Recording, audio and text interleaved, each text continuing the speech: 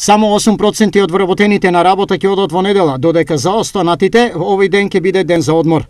Ова го истакна министерката за труд и социјална политика Јагода Шахпаска во емисијата Што мисли народот на телевизија Стар, коментирајќи ги забелешките на јавноста дека на дури 43 дејности им е дозволено работа во недела. Таа нагласи дека само 30% од работниците кои се во дејностите кои се исклучоци ќе работат во недела.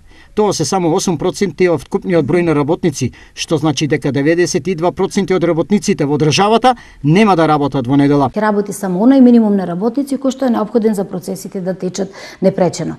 А останатите и за тоа ќе добиваат надомест дневница која што ќе е за 50% повисока, а дополнително ќе добијат ден за неделен одмор кој што ќе го користат во наредните 7 дена. Во однос на работата на моловите, министерката Шахпаска со следново објаснување. Како предуслов за да работат продавниците во моловите е да работното време се одвива само во една смена од 10 до 18 часот, понатаму вработените да добиваат 100% повисока дневница, да добиваат ден на неделен одмор во текот на следната седмица, но дополнително 2% од прометот што е остварен во недела во овие трговски центри кои што ќе работат, да биде до 15 јануари секоја следна година уплатен во буџетот на државата, средства кои што ние би ги користеле за детски градинки. Во однос на измените во Законот за работни односи, Шахпаска појасни дека драфт верзијата е завршена.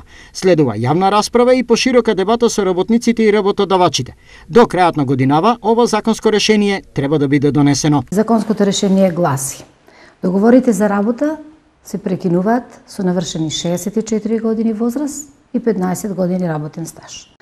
Меѓутоа, важечкото законско решение за пензиско и инвалидско осигурување во членот 18 дава право на жените со навршени 62 години да поднесат барање за одење во пензија. И тие тоа право можат да го искористат. Зависи од нивната волја. И ова законско решение е за сите, освен два исклучоци. Исклучоците се во сферата на здравството и исклучокот во високо образование само за наставно-научен кадар.